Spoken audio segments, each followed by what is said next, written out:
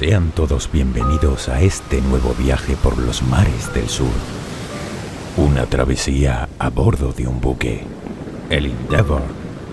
Son muchas las leyendas acerca de estas tierras paradisíacas, de arenas blancas y pobladas por bellas mujeres con el torso desnudo.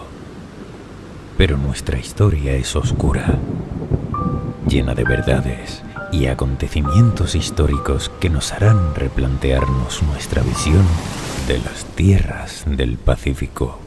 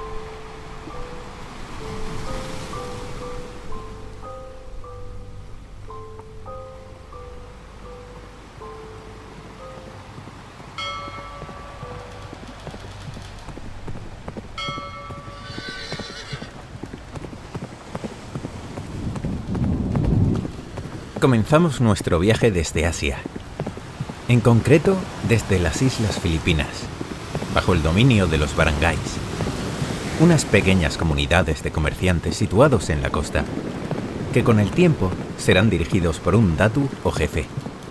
Estos reciben el nombre de barangays menores. Otro conjunto más amplio de comunidades, con un sistema de gobierno similar al de las ciudades-estado, son los denominados barangay mayores, con un datu sultán o rajá a la cabeza, dependiendo del área correspondiente. En términos demográficos, existían pocos pobladores en aquel momento. Probablemente, la agrupación local más numerosa nunca rebasó la cifra de 3 o 4 miembros que, por lo general, constituían el núcleo familiar. No existían viviendas en comunidad. Hasta el momento, no se ha recuperado material alguno sobre su cultura que indique una tradición en el uso de herramientas. La economía se basaba en la caza y la recolección. Además, resulta imposible determinar si los antiguos filipinos conocían el uso del fuego. Extraído de los indígenas de las Islas Filipinas, de Mario Zamora.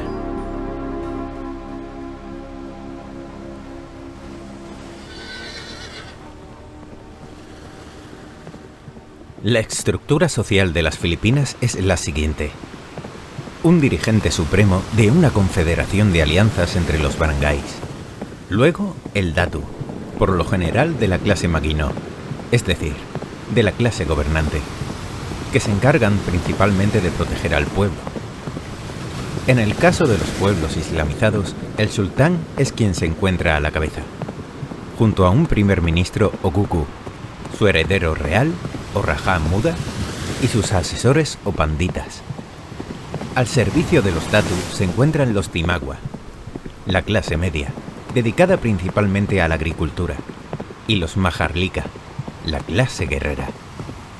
Y por último, los salipín o uripón, los esclavos.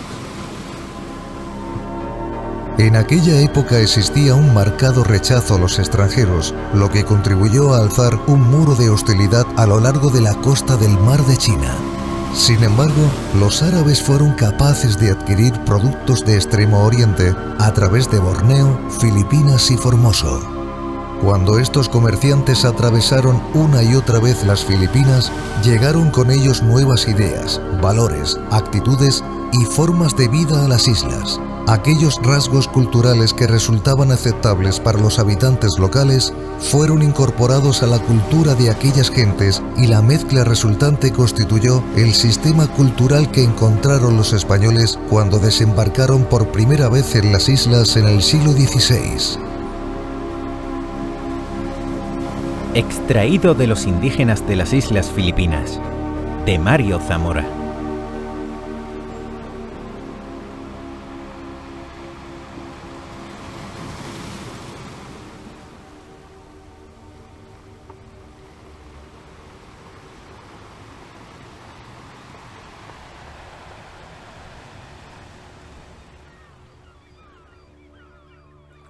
Para conocer más sobre las Filipinas, contamos hoy en La Brida con Isaac Donoso Jiménez, licenciado en Humanidades, Filología Árabe y Filología Hispánica por la Universidad de Alicante, con otra licenciatura en Historia y Ciencias de la Música por la Universidad de La Rioja, doctor en Filología por la Universidad de Alicante y un máster en Estudios Islámicos por la Universidad de Filipinas.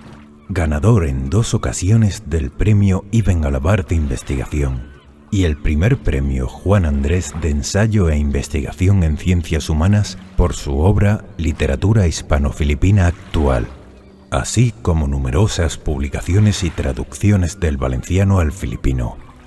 Es todo un honor tenerle hoy con nosotros. Hola, buenas, gracias por invitarme y gracias a nuestros radioyentes por escucharnos. Para comenzar, nos gustaría preguntarle de dónde viene ese interés por las Filipinas.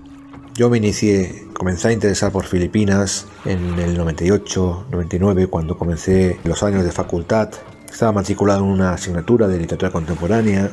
Siempre el interés por Filipinas aparecía en nuevas publicaciones, que ibas a la librería y encontrabas nuevas publicaciones sobre Filipinas. Recuerdo algunos libros sobre Rizal. También había novelas históricas, alguna también de Jorge Ordaz, La Perla del Oriente.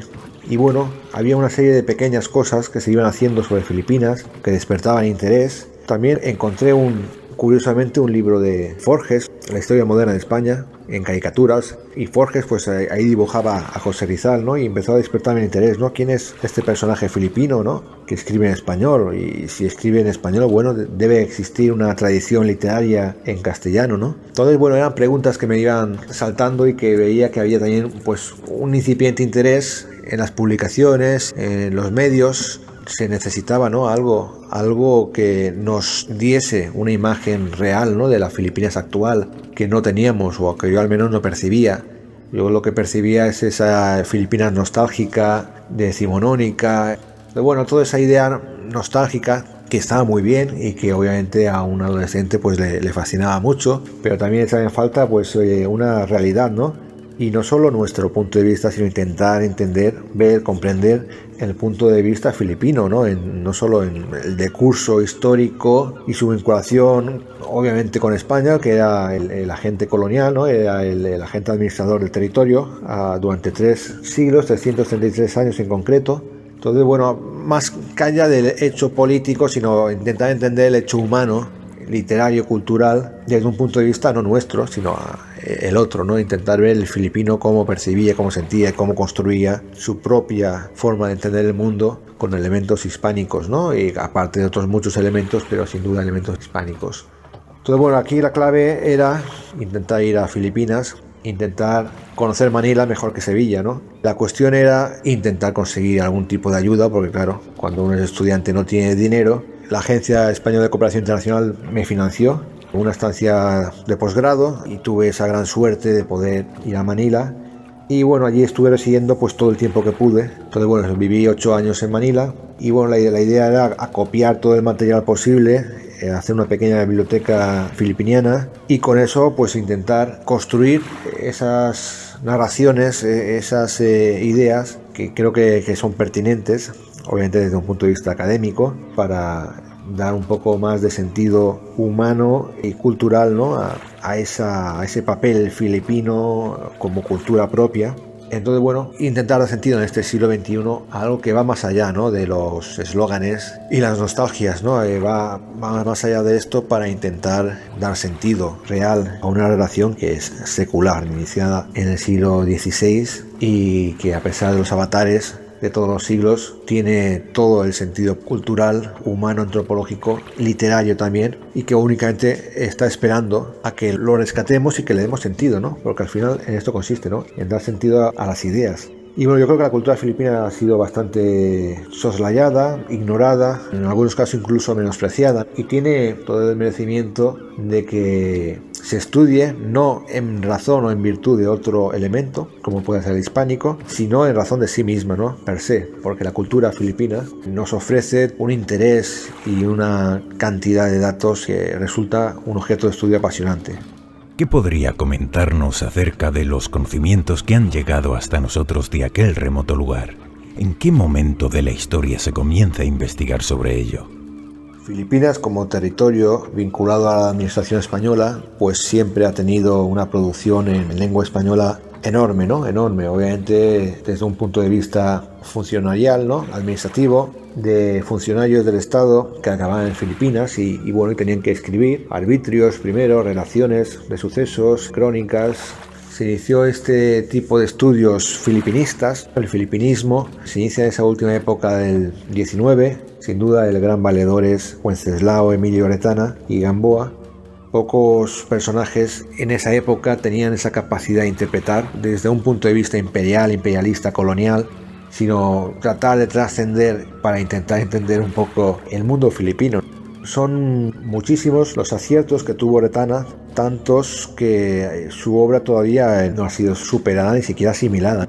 Entonces, bueno, ahí se inicia el filipinismo científico, y lo curioso de todo esto es que, claro, cuando España pierde la colonia, pues hay un vacío de interés por cuestiones ultramarinas. Ya prácticamente nadie investiga o quiere saber nada de esos territorios. Obviamente quien asume el interés por estudiar Filipinas son los americanos. Estados Unidos, al comprar en el Tratado de París el territorio, y los filipinos sin capacidad, ¿no?, de negociar, cuando eran ellos, ¿no?, eran ellos los que habían logrado conseguir la independencia, ¿no?, hasta que la creación de una república. La República de Malolos, que duró unos cuantos meses hasta que Estados Unidos, pues bueno, como creó un casus belli, un motivo de guerra, claro, lo que quedaron son viudas y huérfanos.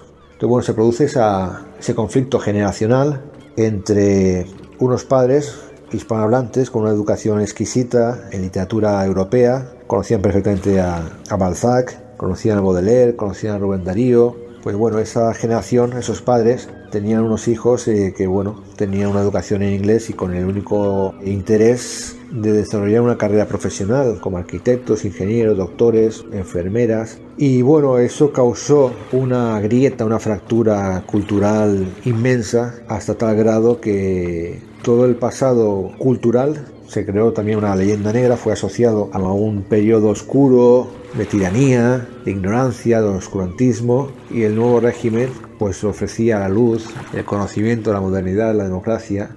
Y bueno, el caso es que Filipinas en el siglo XXI está obligada a intentar construir una nueva narración de hechos, no de forma dicotómica, ¿no?, en periodos prehispánico, hispánico, poshispánico, sino que debe de construir una narración coherente, una continuidad histórica y cultural, y en la cual el hecho hispánico no se puede despachar sencillamente. ¿Cuáles serían los rasgos propios de la cultura filipina antes de la colonización? Bueno, ciertamente Filipinas estaba vinculada a las regiones vecinas de Indochina, también esas rutas marítimas. Entonces, bueno, Filipinas en esas circunstancias geográficas era un territorio marginal, pero no obstante participaba como región quizá extrema de los fenómenos culturales que se producían. Quizá el más importante de todos, el esencial, es las migraciones austronesias. Una labor enorme de propagación, y pues quizá la primera población habitante de las islas de Filipinas pues se vio abordada por población austronesia, que fue ocupando los lugares lacustres, las costas, las playas, y la población negrita se fue refugiando en montaña. Esto es más o menos lo que viene a plantear la historia antropológica, ¿no?, del archipiélago. A esta población malaya que vivía en los puertos, que vivía en las costas, obviamente era comercial. Y muchas de las tribus filipinas tienen nombre de ríos o de mar. Por ejemplo, los tagalos son los Taga Ilok, los que están cerca de los ríos. Taga Ilok, el río. Los Tausug, que son la población más islamizada, la más tradicionalmente islámica del archipiélago, que son del archipiélago de Sulu. Los Tausug son los Taosug, que son los Tao, la gente de las corrientes marítimas. Y bueno, y así muchas de las tribus de los grupos etnolingüísticos filipinos tienen nombres, o es la gente que ocupa los mares, las costas, las corrientes. Entonces esa población austronesia que se asienta en lugares donde, bueno, les es más fácil acceder al mundo exterior, acceder al mundo del comercio, al final es lo que interesa. De ese modo llega la cultura indo-budista, el hinduismo, que se había expandido desde los puertos del sur de la India, pues por todo el mundo indonesio, ¿no? De Insulindia, lo que se ha llamado también Insulindia. Así tenemos estos templos magníficos en la isla de Java, los templos de Borobudur y Putayan. Y bueno, a Filipinas lo que llega es una pequeña influencia cultural india que se asienta en la colonia de Butuan. Butuan es una pequeña población en la isla de Mindanao, en el sur, y esta pequeña colonia india de Butuan sería luego el origen de la siguiente ola cultural, que es la islámica. Presencia que se pueda documentar y se puede identificar no la hay hasta, en el caso filipino, hasta el siglo XIV, en el cual ya tenemos una estela epigráfica donde se nos indica, ¿no?, que hay un misionero musulmán que fallece en la zona. Buddhatu allí está, es una pequeña montañita en la isla de Jolo. Luego, a partir de estos procesos más incipientes de islamización, pues empiezan a generar sultanatos. El primer sultanato es el de Sulu, de nuevo con un misionero, Sharif al-Hashim, que se dice siempre que llega de Occidente. Al poco tiempo el mismo procedimiento sucede en el sultanato de Maguindanao, en la isla de Mindanao, con el sultán Kaum Suban. Ese sí que parece que sería un indígena de la zona de Minangkabau. Y lo curioso de todo esto es que, claro, Manila, que era un puerto comercial muy importante, ya en la época, pues comenzaba a islamizarse. Tenía el Rajá Sulaimán, Salomón, y bueno, y una serie de elementos culturales que nos indican que Manila estaba dentro de la órbita del sultanato de Brunei, que la élite que vivía en Manila formaba parte, ¿no?, de ese sultanato de Brunei y que comenzaban a hablar malayo. Todo nos indica que culturalmente Filipinas siempre ha sido un archipiélago abierto, ¿no?, a los procesos culturales del entorno. Y bueno, lo curioso de todo esto es que el proceso cultural que se estaba desarrollando, que era la islamización, pues quedó frenada por la intervención de alguien que ya no venía de Occidente, ¿no?, sino que venía de Oriente. Pues los galeones del Pacífico que venían de México y que establecieron un nuevo régimen en la zona que ya no solo se centraba en pequeños sultanatos o ciudades-estado, entrepots comerciales, ¿no?, factorías comerciales, sino ya que era una conquista territorial del espacio geográfico con una proyección imperial más amplia, ¿no? Entonces, bueno, Filipinas, tras su conquista en 1571, sirvió de plataforma para iniciar conquistas más ambiciosas. Entonces, quizá desde un punto de vista parece ser que Filipinas no ofrece, ¿no?, esa idea auténtica de Asia, y otros lugares sí, ¿no? Tailandia, por ejemplo, nos parece más asiático. Pero bueno, yo animaría a todo el mundo a que si se plantea un viaje a Asia, que ponga a Filipinas en la lista como prioridad, porque Filipinas no deja a nadie indiferente. Para finalizar, nos gustaría saber si se encuentra involucrado actualmente en algún trabajo de investigación o tiene algo pensado de cara al futuro. Bueno, proyectos siempre tenemos, realmente no se para nunca. No se para nunca, el mundo académico no te permite parar, el mundo universitario sin duda. En eso consiste, no únicamente consiste en dar clases, consiste sin duda en construir cosas con sentido, ¿no?, con grandísimos proyectos de investigación bien pagados, ¿no?, con 30, 40, 100.000 euros, pero consiste sobre todo en construir cosas sin mirar si hay recursos o no los hay, ¿no? Nuestra obligación lo es construir, y construir con honestidad ética y tratando de hacerlo lo mejor posible con las herramientas que tenemos. Proyectos siempre hay 4, 5, 6 libros en redacción, pues también los mismos artículos, 5, 6, 7 artículos preparándose y cosas que están en imprenta, cosas que se van haciendo, proyectos que nunca paran. Pero bueno, en mi caso estoy haciendo un nuevo doctorado, un segundo doctorado. Acabo de terminar una matrícula en la Universidad de Andorra, pero no hablamos de la cultura andorrana, ¿no?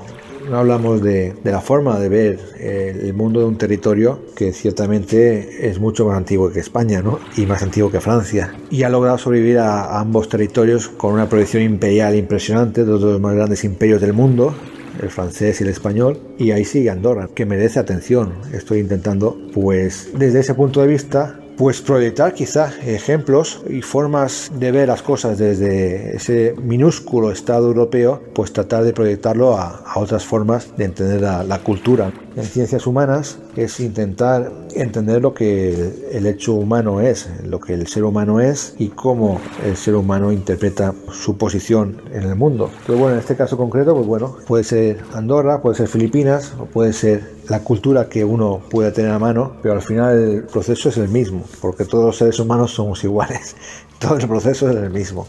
Y bueno, y lo que hay que hacer es desarrollar capacidad crítica para no comprarlo todo, ¿no? Y para intentar entender las cosas desde un punto de vista propio, obviamente no esencialista, no maximalista, no exclusivista, a través de las lecturas, a través de la constante lectura, pues nos permite intentar ver las cosas de un modo enriquecedor, porque al final esto es el camino.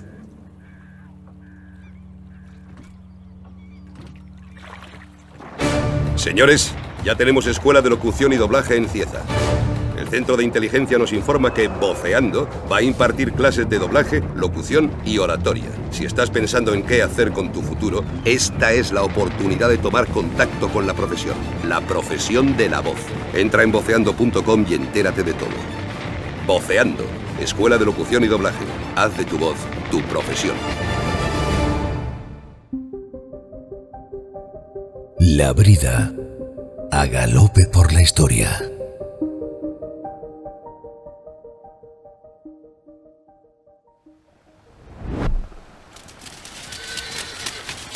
La región geográfica que comprende la Micronesia se compone de más de 2000 islas, donde se incluyen actualmente algunos estados y algunas islas pertenecientes a distintos países.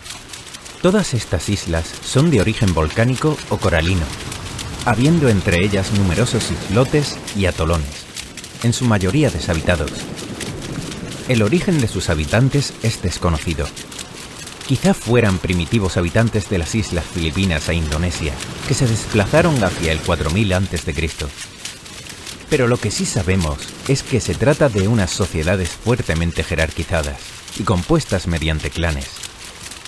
La tierra es propiedad de estos clanes y las ceden a distintas familias para el cultivo. Su lengua pertenece al grupo oceánico de la familia austronésica, principalmente de tradición oral. En cuanto a religión, se practica el culto a los espíritus y la magia.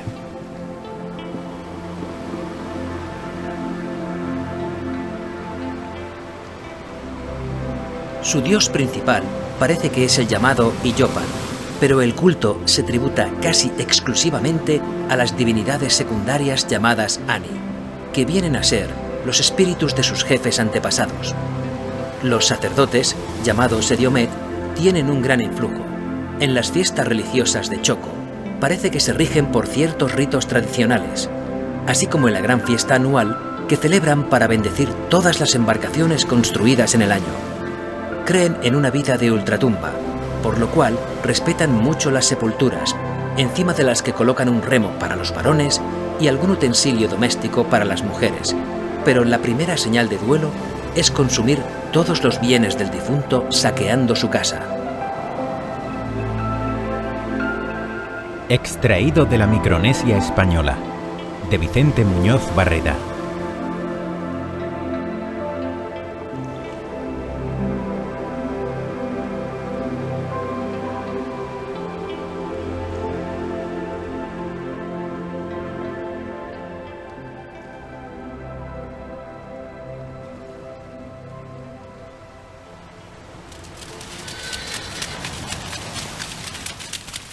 Nos encontramos en el archipiélago de las Islas Carolinas, dado su nombre al emperador Carlos V, que comprende el estado de Palaos, con grandes artesanos de fibras vegetales para la realización de cestas, y los estados federados de la Micronesia, formados por las islas Yap, Chuuk, Pohnpei y Kos Rae.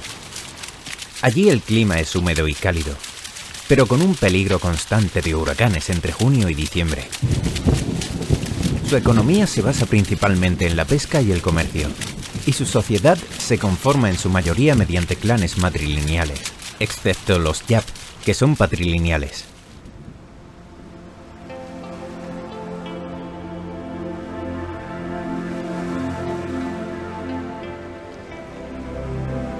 La población de Yap es de unos 8.000 habitantes, y en ellos se muestra de una manera muy evidente la mezcla de las diferentes razas de la Micronesia. Son estos carolinos robustos, esbeltos y bien formados, aunque presentan una ligera deficiencia en el desarrollo del pecho. El color de su piel es bronceado, su cabellera ondulada y rizada, negra siempre y sin la rigidez que da el carácter de alambrado al pelo de los malayos. La barba es escasa, así como el vello, la frente alta y a veces abombada. Los pómulos son grandes y salientes, la cara ensanchada, las órbitas de gran tamaño, los ojos grandes, negros, horizontales, poco separados y de mirada intensa, con cejas bastante salientes, la nariz recta y levantada, a veces casi aguileña, pero ancha por su parte inferior. Extraído de la Micronesia española, de Vicente Muñoz Barreda.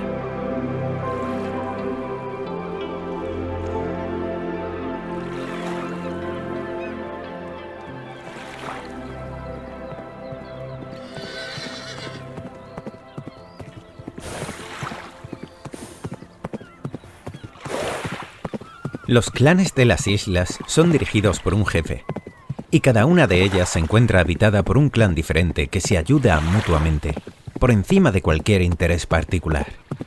Los alimentos autóctonos de la zona son el fruto del árbol del pan y el pescado, además de su bebida tradicional fabricada con pimienta, el sacau. Sus casas se construyen con madera y recubiertas con hojas de palmera. También disponen de canoas fabricadas mediante el vacío de troncos del árbol del pan y un elemento indispensable para la pesca y el comercio. Al igual que el resto de los habitantes de la Micronesia, poseen un folclore tradicional de danzas acompañadas por cantos.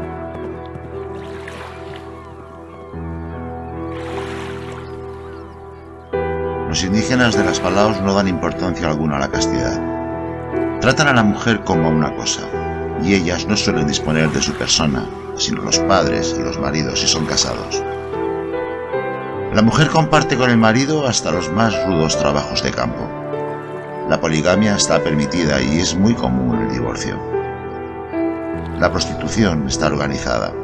En las solteras no es delito grave faltar a la honestidad. El adulterio lo consideran como una travesura propia de las muchachas jóvenes. Extraído del archipiélago filipino y las Islas Marianas, Carolinas y Palaos, de José Montero y Vidal.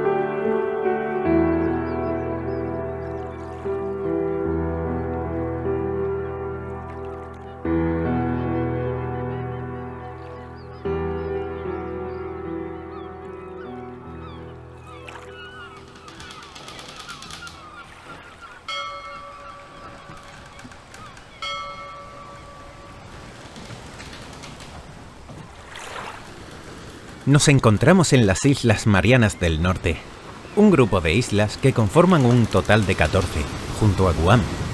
Las tres principales islas del norte son Saipan, Tinian y Rota. Al este se encuentra la fosa más profunda de todo el planeta, que alcanza aproximadamente los 2.500 kilómetros de profundidad, con un ancho de 69 kilómetros. La cultura autóctona de las Marianas es la chamorra, que vive del cultivo del coco y los melones, además de la cría de ganado.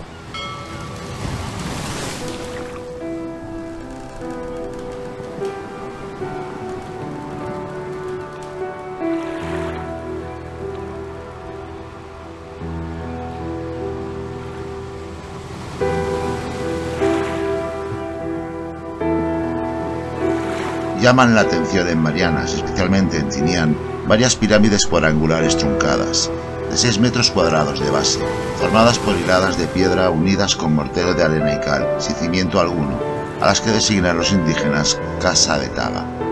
Nombre este de un reyezuelo de la isla que, dicen, tenía su morada sobre dichas pirámides, en una de las cuales dio sepultura a la más amada de sus hijas. Extraído del archipiélago filipino y las Islas Marianas, Carolinas y Palaos, de José Montero y Vidal.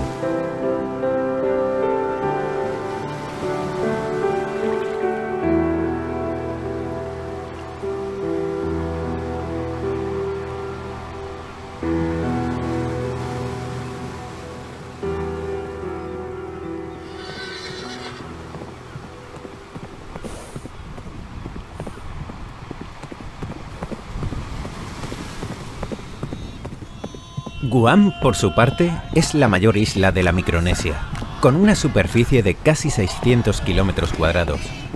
Algunos apuntes históricos señalan que la isla fue descubierta por navegantes que migraron del sudeste asiático alrededor del 4000 a.C.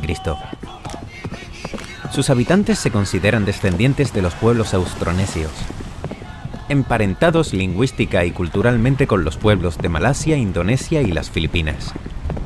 La mayor parte de la historia del pueblo chamorro proviene de leyendas o mitos, pero las evidencias más fieles se remiten a los relatos de los misioneros jesuitas.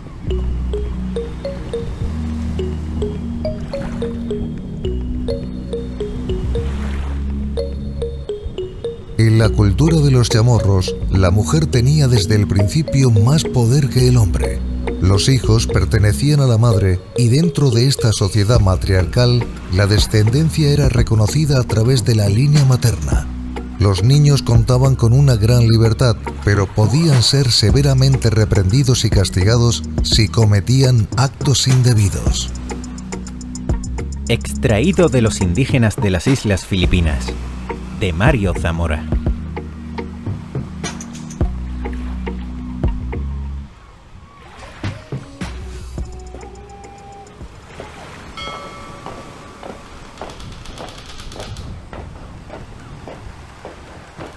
Al este de Guam se encuentran las Islas Marshall, dado su nombre por el capitán británico William Marshall, formadas por 2 cadenas de atolones, denominados Ratak y Raleigh. Su clima es tropical, húmedo, muy caluroso, con una estación de lluvias de mayo a noviembre. Su subsistencia se centra principalmente en el cultivo del coco, el árbol del pan y la pesca, junto con la cría de cerdos y aves de corral. En el estado de Nauru, el tercer país más pequeño del mundo, se encuentra un gran arrecife coralino que protege las playas de arena. Su interior es una llanura rica en fosfatos, de ahí el interés por la explotación minera.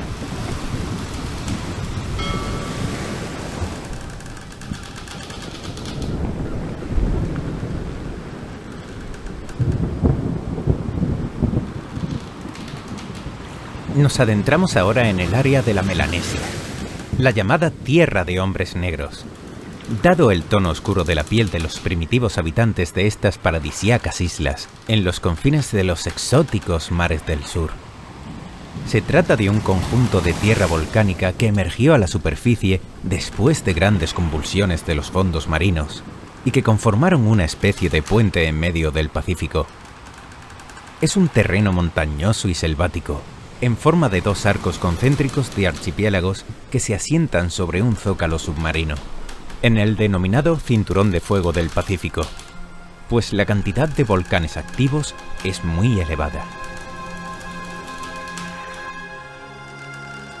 Tal es el aspecto imponente y terrible de esa lucha de los volcanes en los mares del Pacífico, y tales las fuerzas que se pueden disponer de las 2 legiones que construyen el Círculo de Fuego, que si fuera posible situarse en un punto lejano de la Tierra y desde él abarcar de una sola mirada el vasto hemisferio terrestre, esta región volcánica presentaría algunas veces más de 100 bocas encendidas, agrupadas en forma de espléndida constelación en el seno de la noche. Extraído de un libro en prosa, Miscelánea de Literatura, Ciencia e Historia, de Arístides Rojas.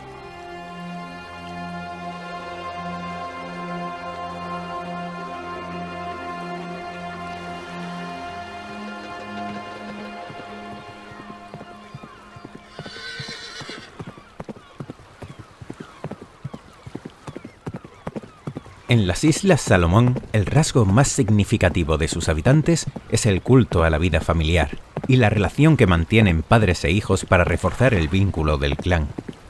Labran en troncos de madera cabezas humanas o máscaras que luego colocan en la proa de sus enormes canoas. Su actividad principal es la pesca y la agricultura de subsistencia. El archipiélago ya se encontraba habitado desde hace más de 25.000 años.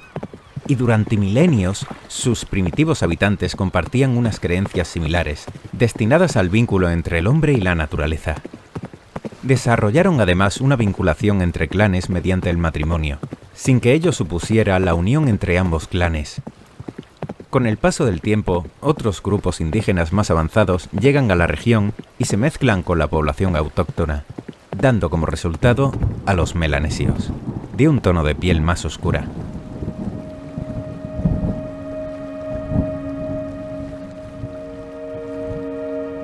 Un hombre de Sinaqueta, llamado Gumaluya, casado con Cutahuoya, se enamoró de Ilapacuna, con la que no tardó en contraer relaciones regulares. Como su mujer se negaba a cocinar para él y llevarle agua, se vio obligado a hacerse servir por una hermana casada. Una tarde, a la hora en que la vida social de la aldea era más activa y en que las familias se disponían a cenar o charlar en torno al fuego, Cutahuoya hizo a su marido una escena en público, gritando de modo que la oyese todo el mundo. La mujer, dominada por un acceso de ira, insultó al hombre con palabras tan hirientes que éste, cegado a su vez por la pasión, comenzó a golpear a su mujer con un bastón hasta dejarla sin sentido. A la mañana siguiente, Cutahuoya se suicidó absorbiendo la vejiga de la hiel del pez soca. Extraído de la vida sexual de los salvajes, de Bronislaw Malinowski.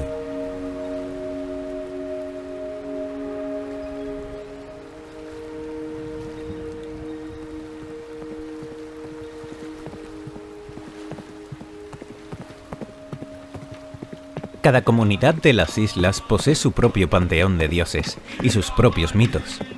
Ninguno de ellos se preocupa por el origen del universo, sino por la existencia de cada clan. Es decir, el núcleo de sus creencias reside en el tótem, la entidad natural o vegetal, además del mana o tapu, una especie de magia o poderes sobrenaturales obtenidos por parte del hechicero y distribuidos para el beneficio de la comunidad.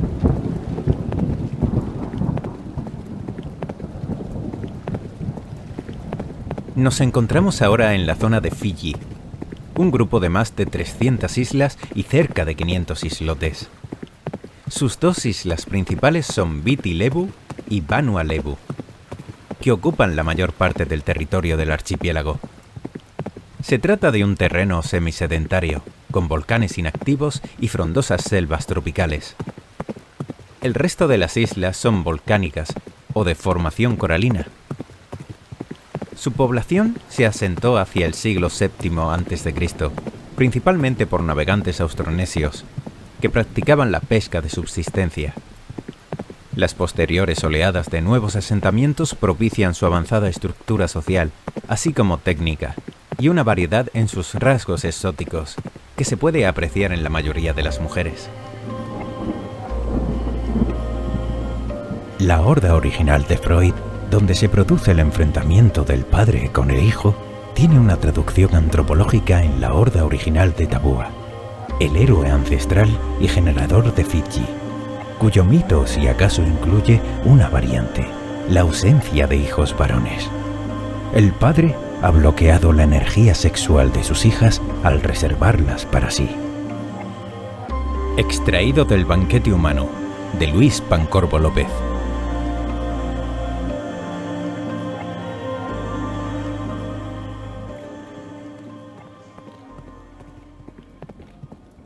Los fitillanos residen en grandes poblados, denominados mataki, y sirven a un rey de origen hereditario. Todos trabajan las tierras y poseen en común una serie de tareas, como es el caso del mantenimiento en buenas condiciones de todas las viviendas. Su vida se rige por la solidaridad, que mantiene la unidad del clan, e intercambian productos con el resto de los clanes vecinos. Son todo un ejemplo de generosidad y reciprocidad. Se reúnen para realizar diferentes ceremonias, tales como casamientos, nacimientos o funerales. Todos ofrecen sus bienes y los que no disponen de ellos regalan alimentos o bebidas.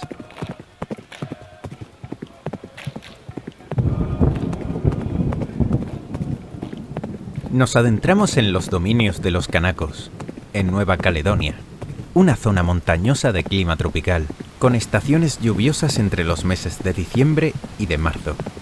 La vegetación montañosa está compuesta por matorrales, mientras que la selva cubre las tierras bajas.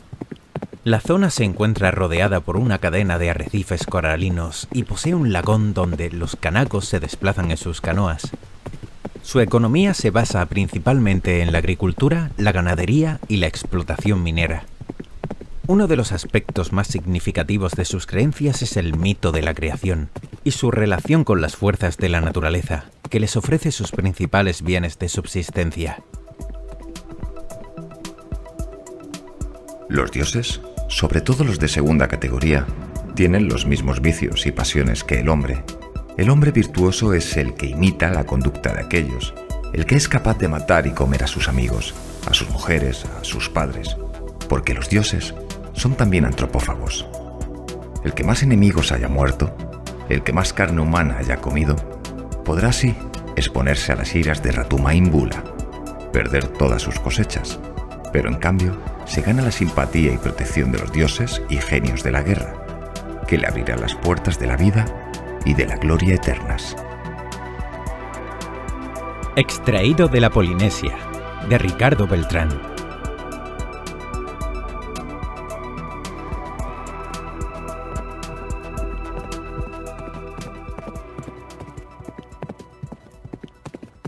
Los kanakos poseen un sistema de organización social basado en la jerarquía y el dominio de la tierra. De ahí las distintas luchas sucedidas entre los clanes tribales.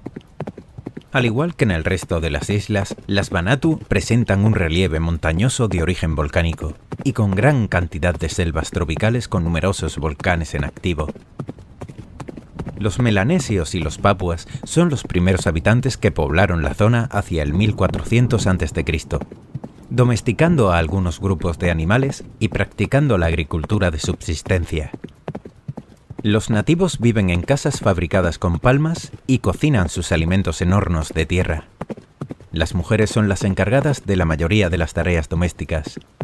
Visten faldas de tiras vegetales y no cubren su torso. El tabú es la mayor característica de sus habitantes. Creen firmemente en una serie de influencias negativas causadas por los espíritus malignos, que proyectan su mal sobre sus gentes. Por este motivo, por ejemplo, a las mujeres no se les permite cocinar durante su menstruación, para evitar transmitir su mal al resto de los habitantes.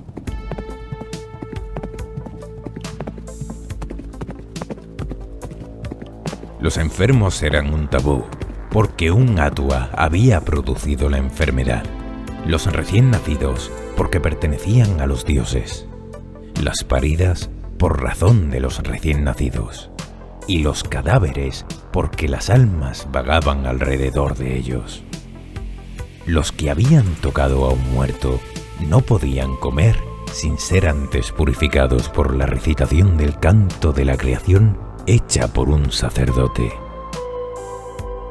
Extraído de las razas humanas, de Friedrich Rother.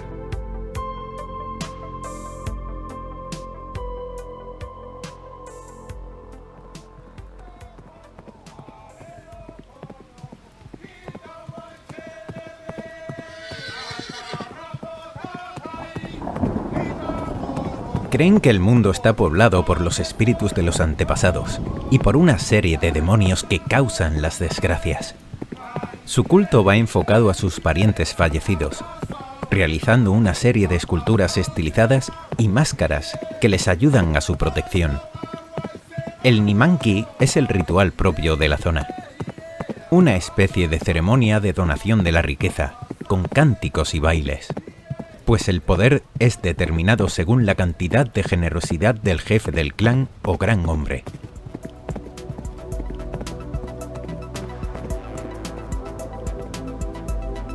Antes de la predicación del cristianismo, rendían culto a innumerables dioses y héroes o semidioses, espíritus de los jefes que se habían distinguido en vida por su valor y ferocidad en las guerras. Extraído de la Polinesia, de Ricardo Beltrán.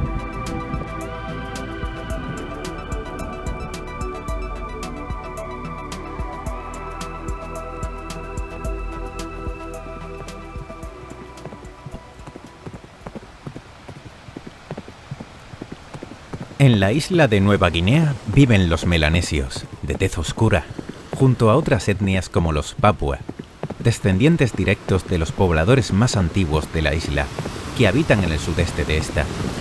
El poblado es la unidad social más común de la isla, formado por casas de familiares, pero donde en algunos casos los hombres duermen separados de las mujeres y los niños. Su arma más utilizada es el arco de madera o bambú, con el que se dedican a la caza, al igual que la lanza o las trampas. La guerra es uno de los aspectos más representativos de estas sociedades tribales, pero no como un elemento de expansión política o religiosa, sino como venganza a las afrentas o a una incursión enemiga anterior. Tras las guerras se suceden los pactos, celebrados con matanzas de cerdos, abundante comida y nuevas alianzas. En estas ceremonias, cada tribu utiliza vistosos y coloridos atuendos, con pinturas y adornos corporales, además del uso de máscaras de brillantes colores. La guerra tribal cumple una función política fundamental, la función de autoafirmación del grupo como un nosotros frente a los otros. Las relaciones parentales, económicas y políticas se superponen en las sociedades tribales. A pesar de ello, los hombres de las sociedades tribales no son dueños de la vida de las mujeres con quienes conviven, como lo serán los hombres de los primeros estados estamentales. Extraído de Variaciones de la vida humana, de Antonio Campillo.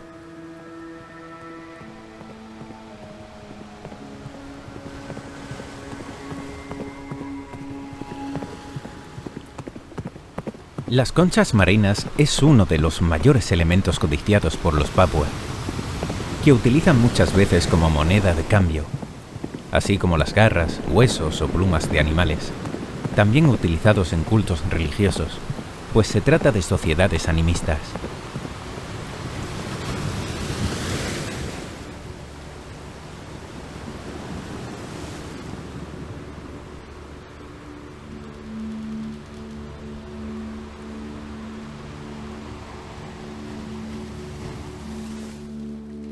Para tener un conocimiento más amplio sobre las piezas procedentes de Oceanía, contamos hoy en La Brida con María de la Cerca González, licenciada en Antropología y Etnología de América por la Universidad Complutense de Madrid, técnico de museos del Ministerio de Cultura y Deporte. Sus conocimientos del Pacífico parten de las investigaciones realizadas en el Museo Nacional de Antropología y el Museo de América, donde indagó sobre las colecciones de Micronesia, Melanesia y Polinesia. Su tesina versa sobre las culturas indígenas de la Micronesia a partir de las colecciones habidas en el Museo de Antropología.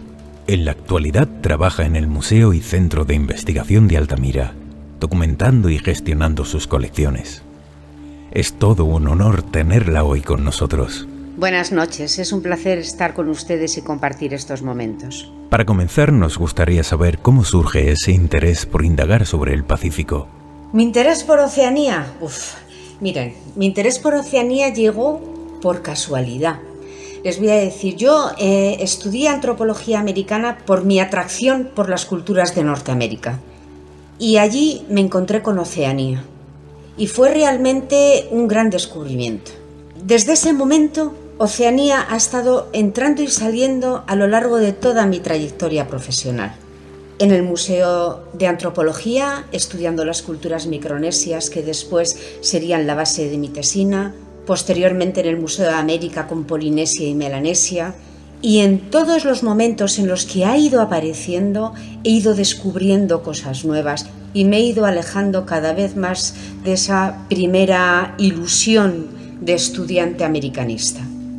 Y ahora que llevo 15 años en un museo de prehistoria como es Altamira, las preguntas se suceden con mayor agilidad, porque no puedo dejar de preguntarme por esa prehistoria de la humanidad que hizo posible el poblamiento de la superficie de agua más grande del globo. Desde un primer momento, y yo creo que ya desde la propia universidad, vi que mis intereses por las culturas americanas tenían cabida en Oceanía.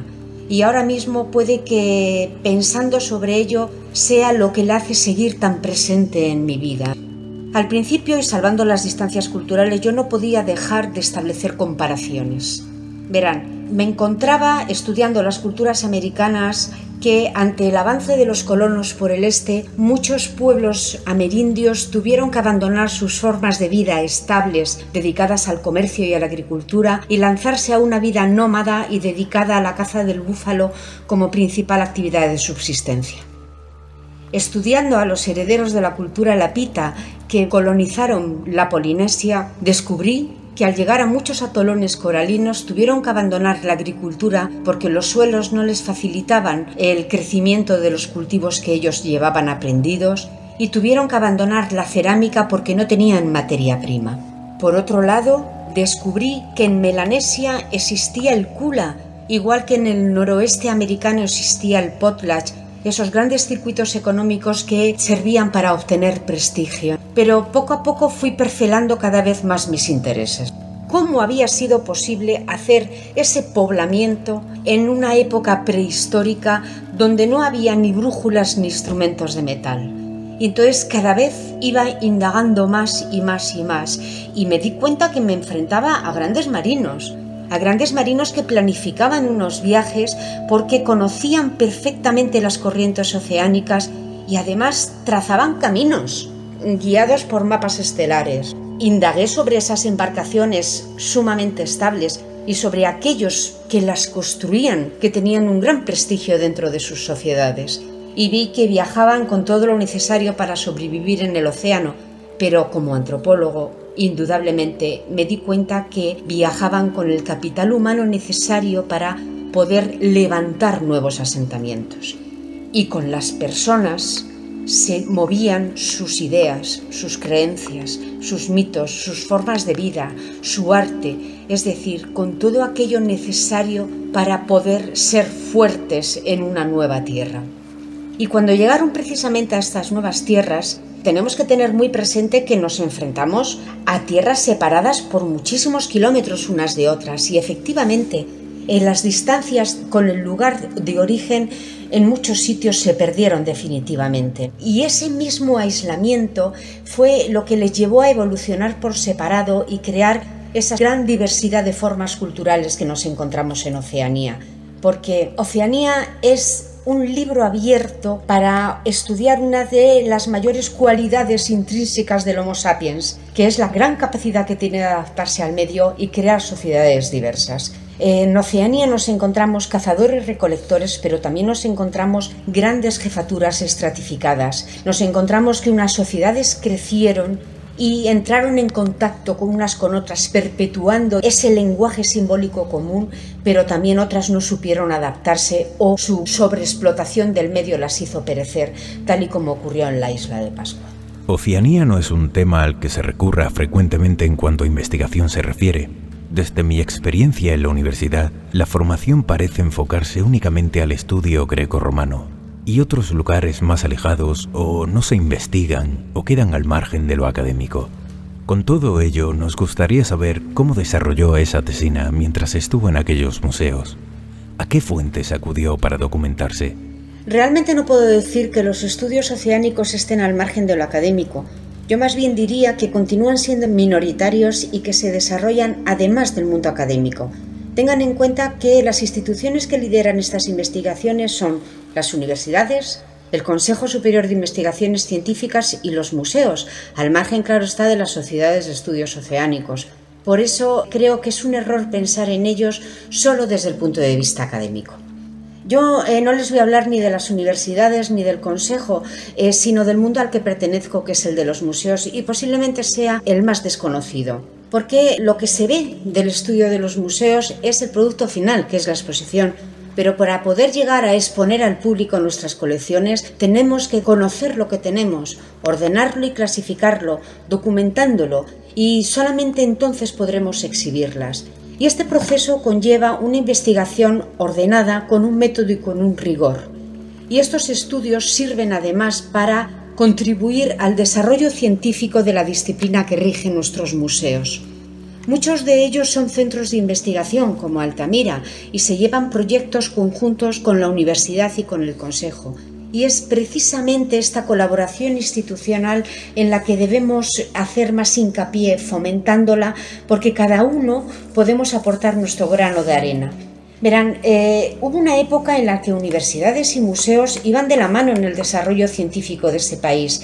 Acuérdense de esa etapa del Museo de Ciencias Naturales, en las que lideraba los estudios de geología y paleontología junto con la Universidad Central y la Escuela de Minas, o el Museo Anatómico del Dr. Velasco, el Museo Nacional de Antropología, donde se impartían clases de medicina e incluso Ramón y Cajal tuvo su laboratorio. Verán, documentar las colecciones en un museo es un ejercicio de investigación continua. Muchas de las colecciones que he estudiado de Oceanía llegaron a la península junto con los materiales americanos, mezcladas entre ellos. Y ha habido que adjudicarles una atribución que ya nos venía errónea desde ese primer momento. Porque para el Imperio Español todo era América y todos eran indios, incluso los lejanos filipinos o micronesios. Yo siempre cuento una anécdota a la que se tuvieron que enfrentar mis compañeros en el Museo de América, y es que se encontraron con unas capas de plumas provenientes de los dignatarios hawaianos. Y que se supiera, ninguna expedición española había recalado jamás en esas latitudes. Y se preguntaron cómo han llegado aquí estas capas de plumas que además no vienen de una donación, sino que vienen de las expediciones científicas del 18 o del 19. Y descubrieron que el origen estaba en el momento en el que un buque inglés proveniente de las Hawái había entrado en aguas territoriales españolas y había sido requisado por un buque defensivo español. Su cargamento llegó a la península junto con cajas de objetos provenientes de los indios californianos y como tal llegó su atribución. Como comprenderán ustedes, hubo que hacer un trabajo muy grande de investigación para poder separar los materiales americanos de los oceánicos e indagar después cómo habían podido llegar a través de California capas de plumas de las Hawái. Cuando yo me enfrenté a las colecciones micronesias del Museo de Antropología, tuve muchísima más suerte, porque indudablemente tuve que consultar fuentes etnohistóricas, acudir a bibliotecas y archivos de instituciones eclesiásticas o militares que habían estado vinculadas a aquellos territorios y documentarme, por supuesto, desde el punto de vista etnográfico sobre esas culturas. Pero les decía que tuve mucha suerte porque el origen común de las colecciones micronesias estaba ahí y estaba documentado, porque la mayor parte de ellas provenían de la Exposición Universal de las Filipinas que tuvo lugar en 1887. La creación de esta exposición sabe que tenían un motivo muy claro: atraer atención de España hacia sus últimas posesiones ultramarinas y fomentar un comercio que se perdió cuando desaparecieron las colonias, se independizaron las colonias americanas y desapareció la unión del comercio de Oriente y de Occidente que simbolizaba la nao de Acapulco.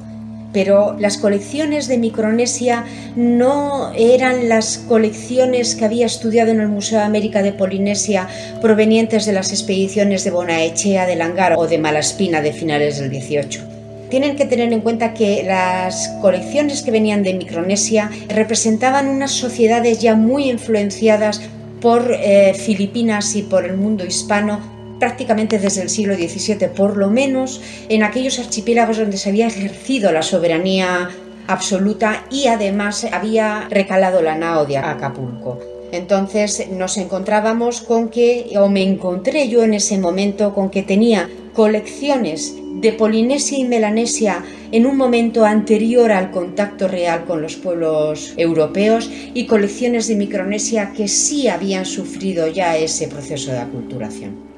Sabemos que hacia el año 2007 fue comisaria de la exposición temporal denominada Paraísos Perdidos, Ilusión y Realidad en los Mares del Sur, del Museo Nacional de Antropología. ¿Qué puede contarnos sobre la gestión museística llevada a cabo para realizar dicha exposición? Esta exposición fue realmente un deseo hecho realidad. Después de muchos años conociendo la historia de las colecciones de los museos, tenía la ilusión de poder reunirlas en una única exposición y lo conseguí gracias a la colaboración institucional de 3 museos, el Museo Nacional de Antropología, el Museo de América y el Museo Naval. Pero en ella no se pretendía mostrar solamente una sucesión de objetos llamativos. Lo que se pretendía fue algo mucho más ambicioso e intangible. Quería transmitir un mito y, ¿por qué no?, ayudar a difundirlo, porque considero que ese mito continúa hoy vivo. Ha evolucionado, los canales de transmisión han variado, pero ahí está, en el subconsciente colectivo de Occidente. Y es el mito de los mares del sur, creado en un momento de cambio en que una Europa vieja se perdía y nacía otra con mucha fuerza, pero con grandes problemas sociales que llevaban a muchas personas a emigrar hacia otras tierras en busca de una vida mejor. Y ese deseo pervive hoy en día cuando miramos una playa paradisiaca o un atolón coralino, encontrando en ellos ese paraíso arrebatado en que la humanidad fue feliz en un momento. Pues bien, ese paraíso lo situamos geográficamente gracias a los relatos de los navegantes ilustrados que llegaron a aquellas tierras, imbuidos en su racionalismo de la época por las ideas de Rousseau y su concepto del buen salvaje, describieron estas tierras como el jardín del Edén, un jardín en el que a las personas no les costaba vivir y existía una libertad en las formas sociales que ellos no tenían. Y estos relatos fueron los que crearon el mito en la imaginación de aquellos que los leían. Y este fue el motivo que me llevó a usar las fuentes escritas para dirigir el proyecto expositivo. Quería que las propias palabras de Bougainville, de Malaspina o de Cook, o la visualización de las aguadas y de los dibujos de Felipe Bauza o Fernando Van Vila, que terminaron de llenar ese vacío existente imaginario, fueran los que dirigieran la exposición. Unos testigos materiales de esas sociedades que nos hablaban de guerra, de prestigio y de muerte, pero también de formas de vida, unas sencillas y otras privilegiadas con adornos realizados con plumas de colores, de armas consideradas a su vez insignias de poder, de anzuelos para pescar o contenedores para elaborar bebidas que establecían lazos sociales. Muchos de ellos ayudaban a acrecentar el mito, pero otros reflejaban la realidad de estas culturas. Por eso se eligió ese título, Ilusión y Realidad en los Mares del Sur, porque las colecciones nos señalaban la ilusión que las descripciones de los marinos crearon en Europa, haciendo reavivar estos mitos elaborados durante siglos, y realidad la que se materializaba a través de los objetos exhibidos. La ventaja de esta gran ilusión es que no murió en la Ilustración, sino que los movimientos románticos se apropiaron de él a través de la literatura, porque no recuerdan ustedes haber leído a Julio Verne, a Stevenson o a London. Pero este no fue el único canal del siglo. Las artes plásticas también jugaron un papel muy importante y pintores como Gauguin, él mismo desencantado con la sociedad del momento, se van a vivir a las Marquesas de Tahití en busca de tierras más tranquilas e inocentes, actuando sin saberlo como eslabón para que el mito saltara al siglo XX. Y aquí, en el siglo XX, se vuelve a perpetuar por diferentes caminos. En las artes plásticas, por ejemplo, vemos cómo las grandes vanguardias retoman y descubren el arte tribal africano y oceánico, y se plantearán qué interés podían tener para estos grandes pintores y escultores una máscara africana o una escultura oceánica. Pues la verdad es que tenían mucho sentido, porque lo que estos vanguardistas iban buscando era precisamente una libertad que las normas academicistas imperantes hasta el momento no les permitían, y descubrieron en estos objetos su concepción geométrica, sus líneas de expresión, unos volúmenes que les permitieron con el tiempo llegar a la abstracción. De nuevo vuelve a aparecer la ilusión y la realidad, porque todo lo que ellos admiraban estaba muy lejos de lo que representaban estos objetos, y si hubieran actuado quizá un poquito como etnólogos y hubieran conocido la función que cumplían en esas sociedades y cómo se realizaron, y la rigidez de formas a las que estaban sometidas, a lo mejor el arte contemporáneo hubiera desarrollado por otros caminos. Posteriormente llegó Hollywood y llegó las agencias de viajes, y el mito se volvió a transmitir y saltó de Europa y alcanzó además otros continentes. Y yo les pregunto, ¿es posible que aún busquemos estos paraísos perdidos? Yo, desde luego, si sigo escuchando a Louis Page tocando el ukelele, puedo decirles que para mí siguen estando muy presentes. Pero ahí les dejo la pregunta para que ustedes se la puedan responder.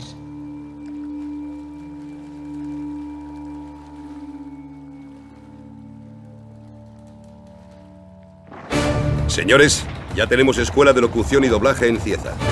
El Centro de Inteligencia nos informa que Voceando va a impartir clases de doblaje, locución y oratoria. Si estás pensando en qué hacer con tu futuro, esta es la oportunidad de tomar contacto con la profesión de la voz.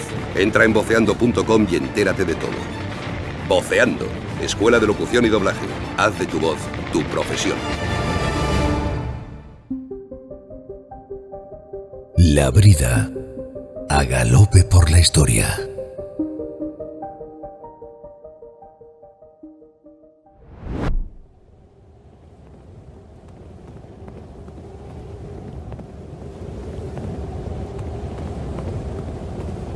Viajamos ahora por Australia, uno de los grandes países llenos de vastas y áridas extensiones de terreno sin apenas vegetación. Su mito aún gira en torno al bush o arbusto, a una tierra casi despoblada en su totalidad. Se cree que los aborígenes que allí moran se asentaron en la isla hará unos 60.000 años, mediante diferentes oleadas que se fueron dispersando a lo largo y ancho del territorio, formando cerca de 500 tribus con una lengua denominada protoaustraliana. En general utilizan pintura corporal y su economía se basa principalmente en la recolección, la caza y la pesca. Una forma de vida nómada, sin ningún tipo de arquitectura civil o religiosa, refugiándose en cuevas o durmiendo a la intemperie. En la mayoría de las comarcas de Australia viven los habitantes en estado de completa desnudez. Solo en el clima más crudo del sur o durante la estación fría envuélvese la parte dorsal del cuerpo en mantelas hechas con la piel de canguro. El pelo es adornado por regla general con dientes, espinas de pescado, plumas de pájaro o la cola de cualquier animal. Casi todas las tribus australianas se rayan la piel por medio de conchas cortantes y se pinchan las heridas resultantes con tierra caliza o carbón. Extraído de El hombre rey de la creación, de Anton Jacob.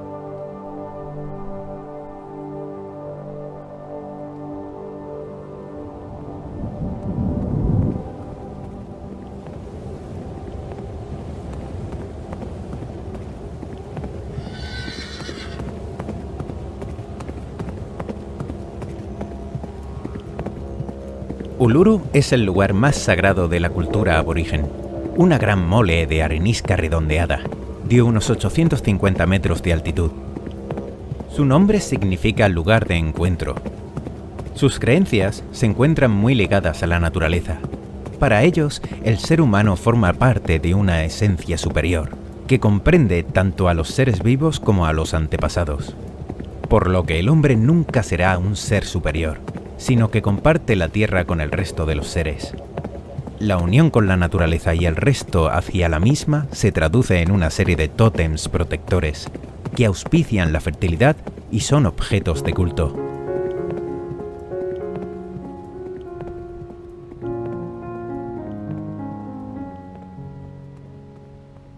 El tótem es en primer lugar el antepasado del clan y en segundo su espíritu protector y su bienhechor, que envía oráculos a sus hijos y los conoce y protege, aun en aquellos casos en los que resulta peligroso. Extraído de Tótem y Tabú, de Sigmund Freud.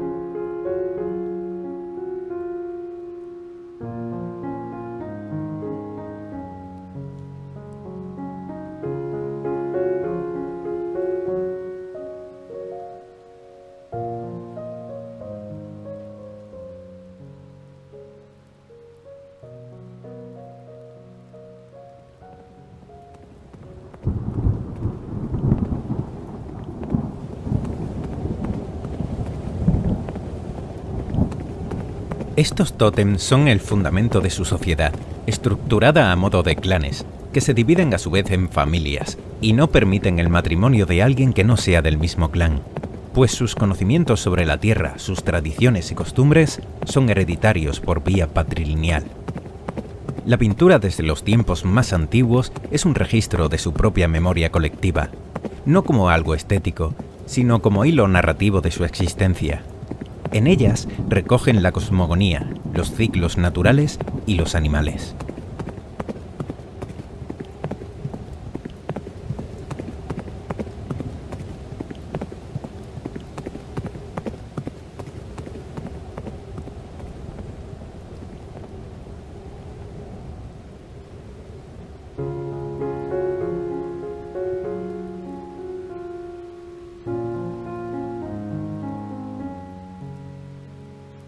El carácter totémico no es inherente a un animal particular o a cualquier otro objeto único, sino a todos los individuos que pertenecen a la misma especie del tótem.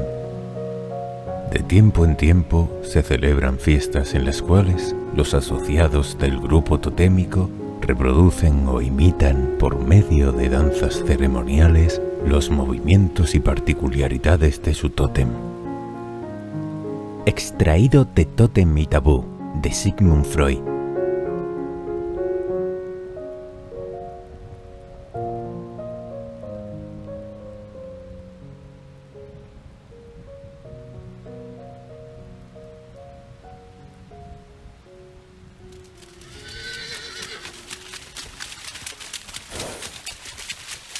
Al sur de Australia se encuentra Tasmania, una isla poblada desde hace 35.000 años por los denominados tasmanos o palaguas, una sociedad de la que apenas conocemos nada a causa de los incesantes genocidios y colonizaciones.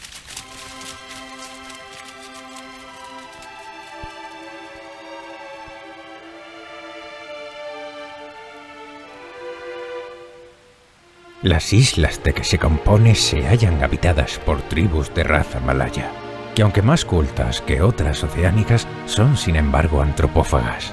Sus frecuentes relaciones con los europeos no han servido hasta ahora sino para enseñarles medios de destruirse con más éxito. Extraído de Viaje ilustrado en las 5 partes del mundo, de Ildefonso Antonio Bermejo.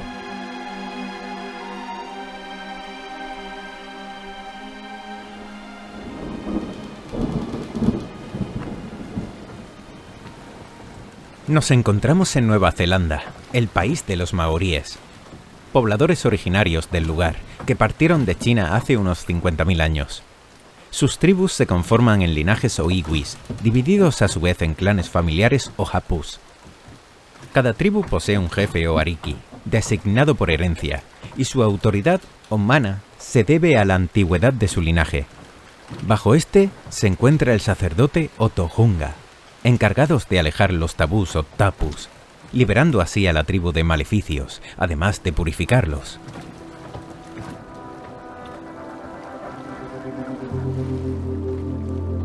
Algunos mitos atribuyen el descubrimiento de Nueva Zelanda al divino Maui, que pescaba rayas látigo gigantes usando como cebo su propia sangre. Menos inquietante es Kupe, indiscutiblemente humano, quien afirmó haber sido guiado desde Rarotonga por la visión del dios supremo Yo. Extraído de Los conspiradores del horizonte, de Felipe Hernández.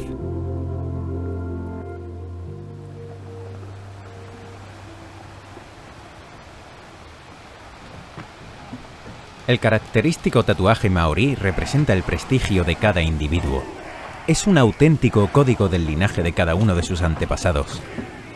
La guerra es algo habitual entre estas tribus, pues practican además el canibalismo, pues según sus creencias, comer el corazón de su enemigo supone adquirir su poder.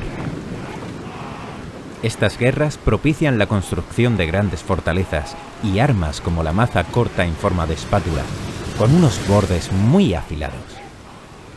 Según la tradición oral, el nombre originario de la isla es Aotearoa, o la tierra de la gran nube blanca. Estos primeros pobladores eran agricultores y portaron consigo plantas como el boniato y el ñame. Poseen una rica cosmogonía. Para ellos el mundo es fruto de la unión de Rangi, el cielo, y Pata Uta Nuku, la tierra madre, que luego fueron separados por su hijo Tane, creando así el día y la noche.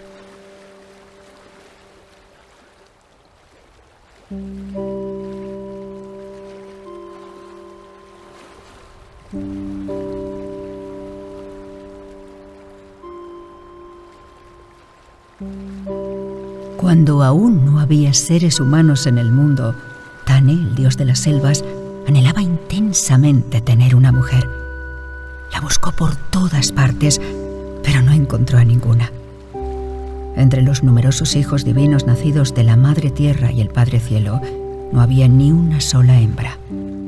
Desesperado, Tane juntó un poco de tierra y con ella modeló a una mujer. Durante un buen rato se quedó allí contemplando a la mujer de tierra. Luego se inclinó hasta que su nariz tocó la nariz de ella. Así mandó un soplo de vida de sus fosas nasales a las de la mujer. En cuanto la hembra cobró vida, se aparearon y tuvieron una hija, el primer ser humano femenino del mundo, Inetitama, la niña del alba.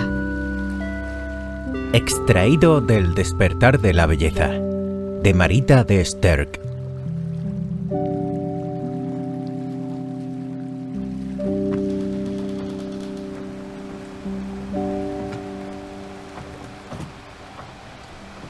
Los ritos ligados a estas tradiciones religiosas o taja se basan en 4 principios: la espiritualidad, la tierra, la hospitalidad y el culto a los antepasados.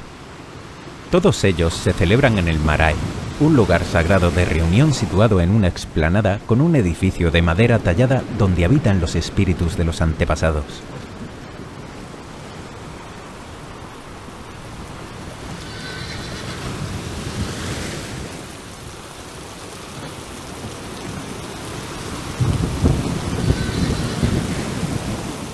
Nos encontramos surcando ahora los mares de la Polinesia, compuesto por un conjunto de islas, atolones y archipiélagos dispersos en forma de triángulo.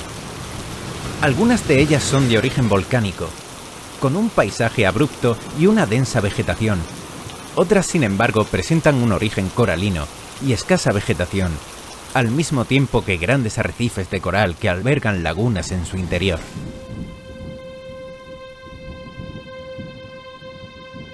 La navegación de larga distancia es una parte natural de la vida en las islas pequeñas, un modo característico de maximizar los recursos, aumentar las posibilidades económicas y diversificar el ecosistema. La muestran asimismo sus ritos como el banquete caníbal o el exilio marítimo. Extraído de Los conspiradores del horizonte, de Felipe Hernández.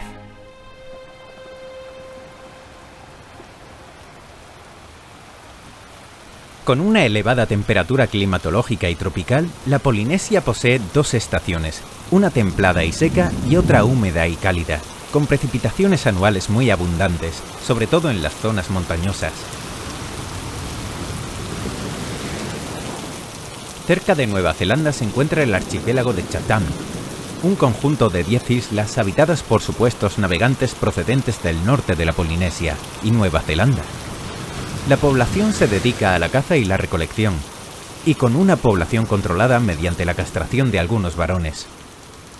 Junto a estas se encuentran las islas Kermadec, con un bosque subtropical húmedo con 130 especies de plantas y musgos, además de estar pobladas por numerosas aves marinas que anidan en ellas.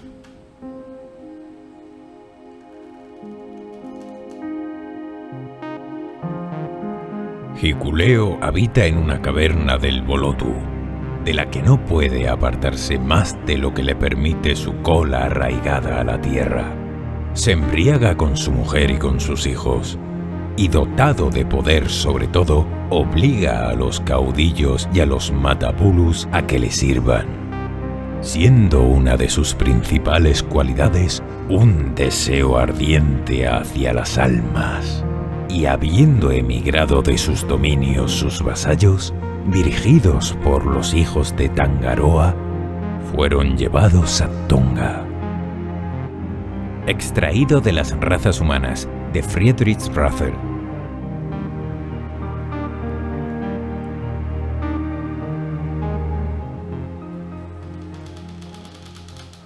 Nos hallamos en Tonga, una alineación de islas de origen volcánico muy abruptas y otras formadas por arrecifes coralinos. Las primeras se encuentran casi deshabitadas, sin embargo en el resto residen los tonganos, distribuidos en aldeas familiares que se dedican principalmente a la agricultura de subsistencia. Dentro de sus tradiciones se encuentran las danzas ceremoniales, como la laka laka o el ma ulu ulu, así como otras danzas guerreras como el kaliao. También una bebida típica denominada kava, obtenida de la raíz de la pimienta fermentada. Sus monumentos megalíticos son espectaculares, de un considerable tamaño, y cuya función es un misterio.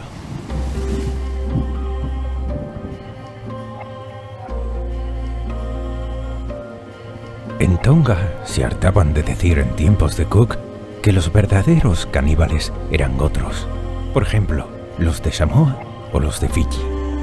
Y es que quitarles esa costumbre y esos tabúes sobre los que construían su visión del mundo no se pudo hacer sin desvitalizar su cultura, por mucho que avanzara o mejorara su moral. Extraído del Banquete Humano, de Luis Pancorbo López.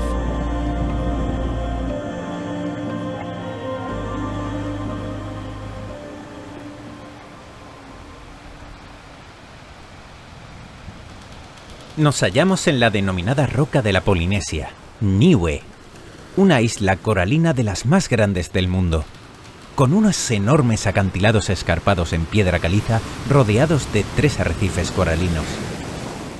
Desde aquí partimos hacia las Islas Cook, dado su nombre por el capitán James Cook, quien reclamó para la corona británica este archipiélago.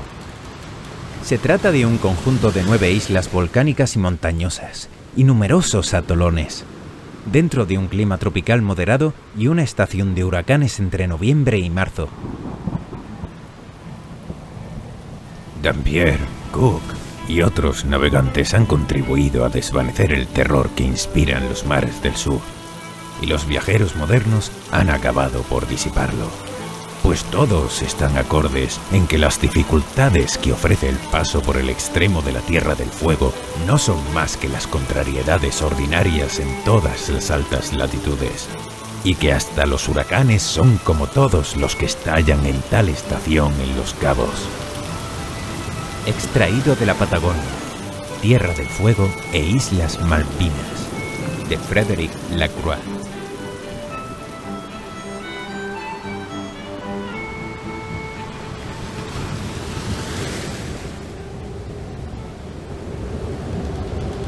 Nos encontramos ahora en las Australes, Otuhaha Pae, un archipiélago compuesto por todo un conjunto de islas de origen volcánico, a excepción del islote María, que se encuentra deshabitado. Se conforma por las islas Rimatara, la más pequeña, Rurutu o Jitiroa, Tuburai, la isla más poblada, Rabibabae o Babitu, Rapa o Pequeña Rapa y Marotiri o los islotes de Bas. Las islas de la Sociedad conforman el archipiélago más numeroso de los 5 que posee la Polinesia y se dividen en las islas de Barlovento y de Sotavento. Dentro del grupo de las islas de Barlovento se encuentra Tahití, formada por 2 antiguos volcanes, Tahiti Nui y Tahiti Iti, que se conectan por el istmo de Tarabao. Es un terreno abrupto y montañoso, con cascadas, ríos y lagos, menos en la zona costera, donde se extiende una vasta llanura propicia para la agricultura. Allí se encuentran las plantaciones de coco, vainilla o caña de azúcar. Toda la costa está rodeada a su vez por arrecifes de coral. En su tercer viaje, el capitán Cook llegó a ver en un arae, o templo Tahiti, un sacrificio humano. ¿Quién sabe si fue o no una señal? Cook fue tomado en Hawái por la encarnación del dios Lono, y al final murió asesinado en la bahía de Kealakekua. Ello suponía una larga cadena de errores e incomprensiones, Cook ya había llamado Islas de los Amigos al archipiélago de Tonga, donde conspiraron para matarle. No deja de ser irónico que perezca a manos de los caníbales de Hawái cuando ya lo habían convertido en un dios o semidios. Extraído del Banquete Humano, de Luis Pancorbo López.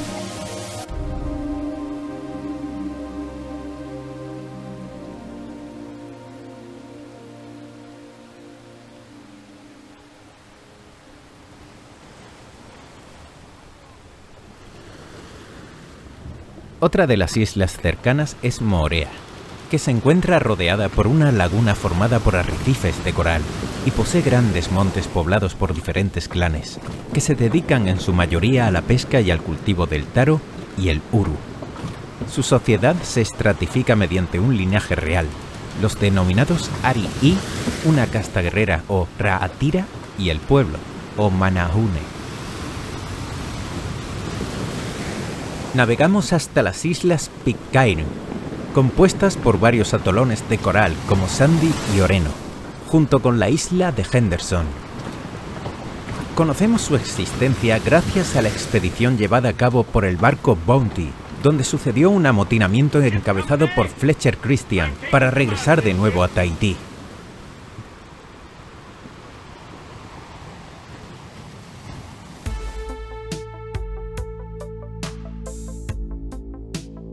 Al dejar Tahití, subieron a la Bounty con 12 mujeres y 6 hombres tahitianos. No se tuvieron más noticias de ellos hasta 20 años después, cuando un barco de la Marina inglesa dio por casualidad con una isla que no figuraba en su cartografía. Dado que era difícil el acercamiento a la isla por su orografía, fueron los indígenas quienes con sus barcas se acercaron al barco, algo muy habitual en esos fondeos. Pero lo asombroso fue cuando descubrieron que entre los niños indígenas había más de uno de cabellera rubia. Esto sucedía en el año 1808. Extraído de Tahití y sus islas, de José Manuel Alonso.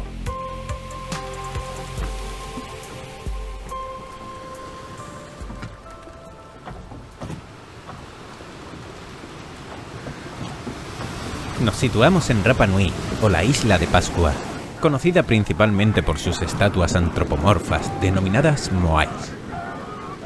Según la tradición oral, el poblamiento de la isla se da por los llamados Rapa Nui, que arribaron desde la mítica isla Hiva, guiados por Hotu Matua, su primer ariki o rey. La mayoría de la población se asienta en el interior, junto a las zonas de cultivo, y en el litoral se sitúan los centros ceremoniales, donde se adoran a los ancestros mitificados.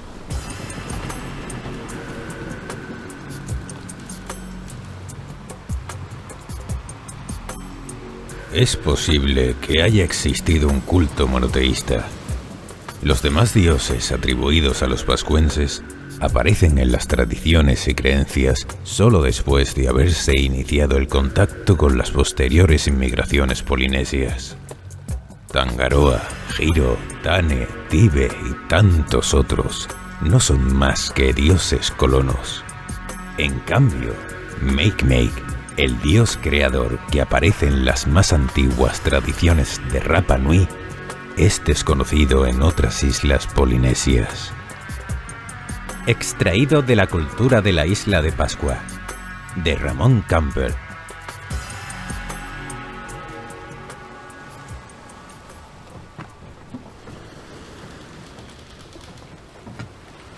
Viajamos hasta las islas Gambier, una prolongación del archipiélago Tuamotu. Se conforman por las islas Mangabera, Tarabai, Akamaru y Aukena, además de varios islotes. El archipiélago Tuamotu, por su parte, comprende 78 islas y atolones, agrupados en conjuntos más pequeños. El clima es tropical, al igual que en el resto de las islas, con una temperatura media de unos 26 grados centígrados constantes durante todo el año, con precipitaciones entre septiembre y octubre. No existe una gran diversidad vegetal, sin embargo, posee cocoteros, ñame y taro.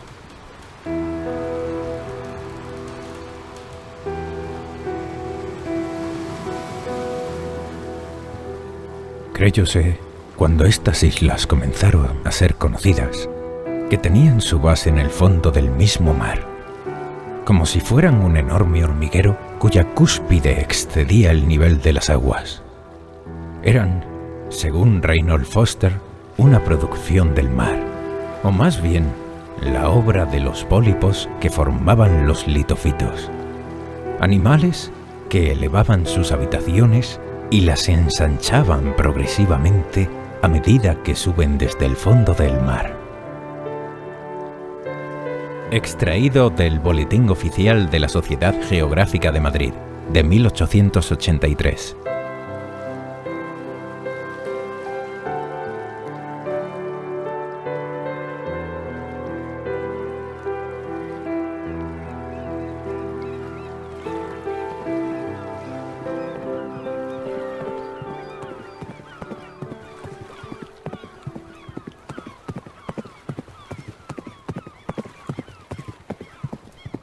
En las Islas Marquesas, dado su nombre en honor al virrey del Perú, encontramos el mayor archipiélago de toda la Polinesia. Según las evidencias arqueológicas, las islas fueron pobladas hacia el 300 después de Cristo. Su isla mayor es Nuku Hiva, la segunda más grande de la Polinesia, después de Tahití, con un origen volcánico y un relieve escarpado, y sin arrecifes de coral que protejan la costa, que posee un aspecto de muralla con profundas cuevas.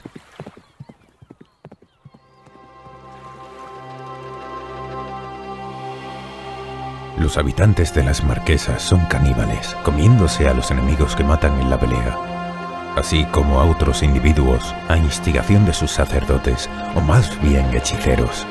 En tiempo de escasez, niños y mujeres sirven también de alimento. Sus hechiceros tienen gran influencia sobre el pueblo y han frustrado hasta ahora cuantos esfuerzos han hecho los misioneros cristianos en estas islas. Extraído de La Colmena, de Ángel Villalobos. Nos ubicamos en el estado de Samoa, formado por dos islas mayores, Savai'i y Upolu, y otras dos islas menores, Apolima y Manono, además de 5 islotes deshabitados. Se trata de islas de origen volcánico, al igual que el resto de la Polinesia, con un clima ecuatorial cálido y húmedo, y una gran selva en las laderas montañosas. Estas islas se encuentran habitadas desde hace más de 3000 años, practicando una agricultura por medio de terrazas, y con una sociedad estratificada en grupos bajo el mando de un jefe. Destacamos de su cultura el uso de ciertos instrumentos musicales, como son el pate, una especie de tambor alargado, y el fala, parecido a una estera enrollada que se utiliza como instrumento de percusión.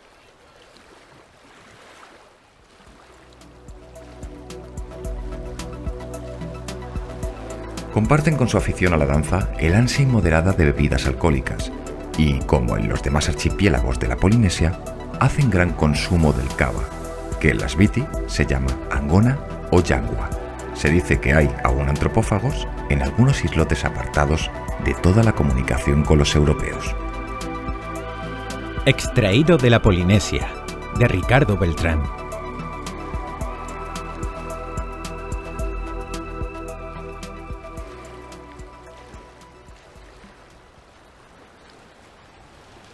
En Wallis y Futuna habitan pueblos caníbales, pues el porcentaje de la zona de cultivo es muy reducido, y resulta una zona hostil. Así que partimos hacia el archipiélago de Tokelau, compuesto por 3 atolones, Atafu, Nukunonu y Whakaofo.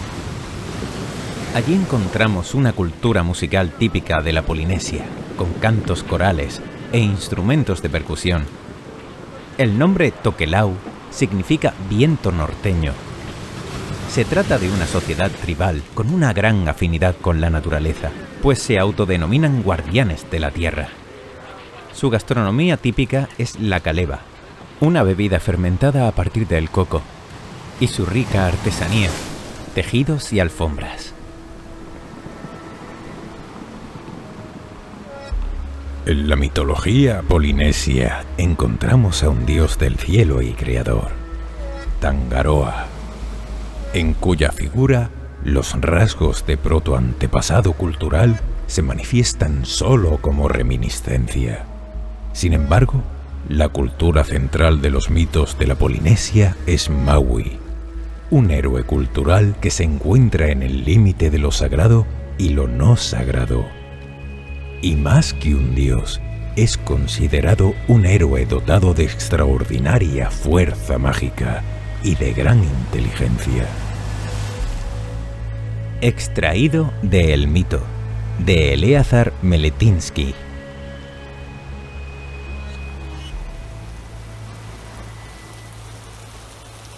Navegando cruzamos las Islas Fénix, un conjunto de atolones deshabitados, dado su nombre por un buque ballenero llamado del mismo modo.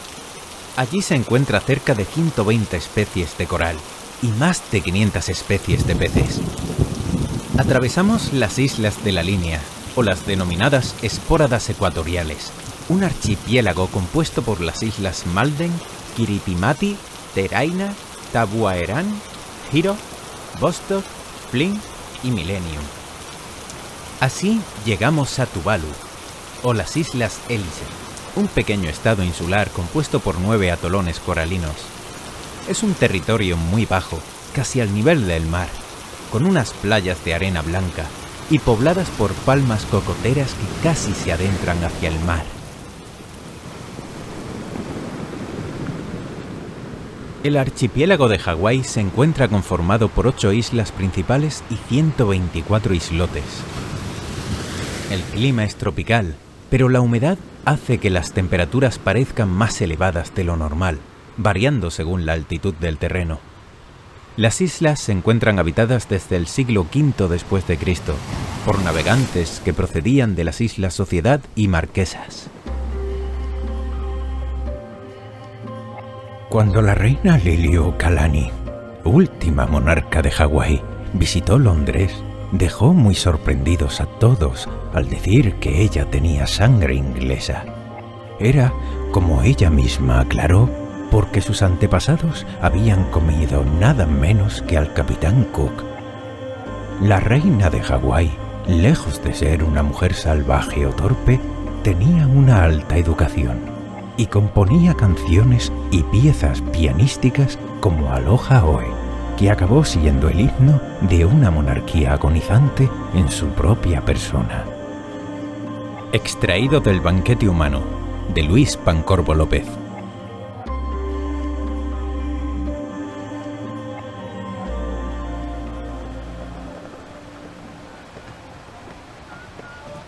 Lo más representativo de Hawái son sus danzas tradicionales, como el hula, que tiene su origen en las ceremonias religiosas, y en la cual tanto hombres como mujeres visten faldas abiertas y pulseras, además de coronas y collares fabricados con flores. Entre sus muchas leyendas se encuentra la de la diosa del fuego Pele, cuya ira agita los volcanes de la isla. Según la tradición hawaiana, la diosa habita en el volcán Kilauea, y para evitar su cólera, realizan estas danzas en su honor, acompañada de música y distintas ceremonias.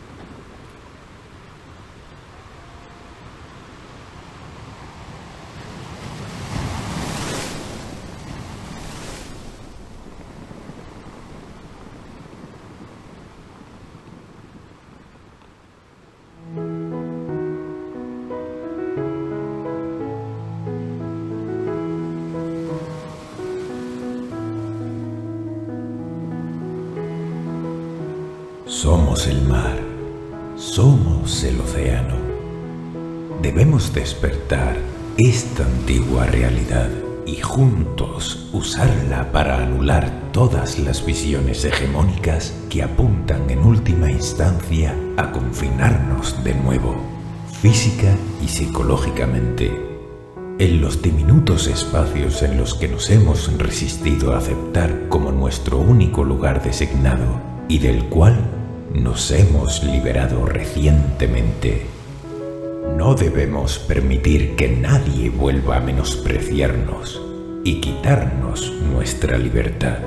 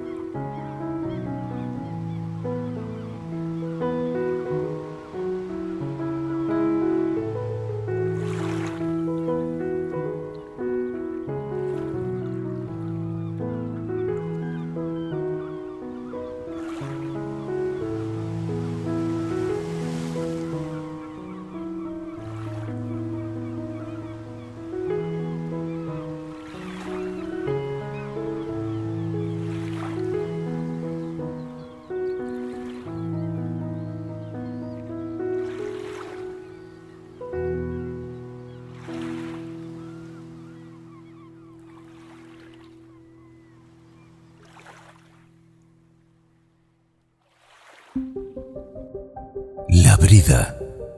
Vengan y cabalguemos juntos por los senderos de la historia. Dirigido, locutado y editado por Balder Muñoz. El último domingo de cada mes en radiosapiens.es.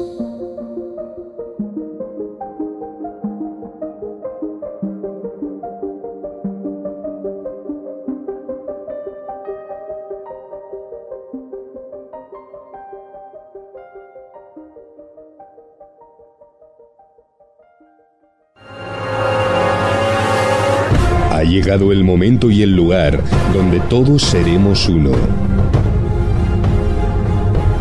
Nuestros caminos se juntarán en una explosión de ciencia y tecnología. La verdad marcará el camino hacia una experiencia sensorial sin límites. Llegó la hora de la verdad. No hay marcha atrás. Locutores, presentadores, abogados, científicos, periodistas, difusores todos de sus conocimientos. Ahora tenéis la oportunidad de formar parte de Radio Sapiens. Ha llegado el momento y el lugar donde todos seremos uno. Nuestros caminos se juntarán en una explosión de ciencia y tecnología. La verdad marcará el camino hacia una experiencia sensorial sin límites. Llegó la hora de la verdad. No hay marcha atrás. Locutores, presentadores, abogados, científicos, periodistas, difusores todos de sus conocimientos. Nuestros caminos se juntarán en una explosión de ciencia y tecnología. Ahora tenéis la oportunidad de formar parte de Radio Sapiens. Si quieres un medio donde dar a conocer tus inquietudes de una manera profesional, este es el momento. Ponte en contacto con nosotros y te daremos las bases. info@radiosapiens.es o en nuestras redes sociales, Facebook, Radio Sapiens o Twitter. Para más información visita nuestra web www.radiosapiens.es. No dejes pasar la ocasión de formar parte de un equipo sin parangón. Bienvenidos a Radio Sapiens. Llegó la hora de la verdad. No hay marcha atrás. Ahora tenéis la oportunidad de formar parte de Radio Sapiens. Ponte en contacto con nosotros y te daremos las bases. info@radiosapiens.es o en nuestras redes sociales, Facebook, Radio Sapiens o Twitter. Para más información visita nuestra web www.radiosapiens.es. No dejes pasar la ocasión de formar parte de un equipo sin parangón. Bienvenidos a Radio Sapiens.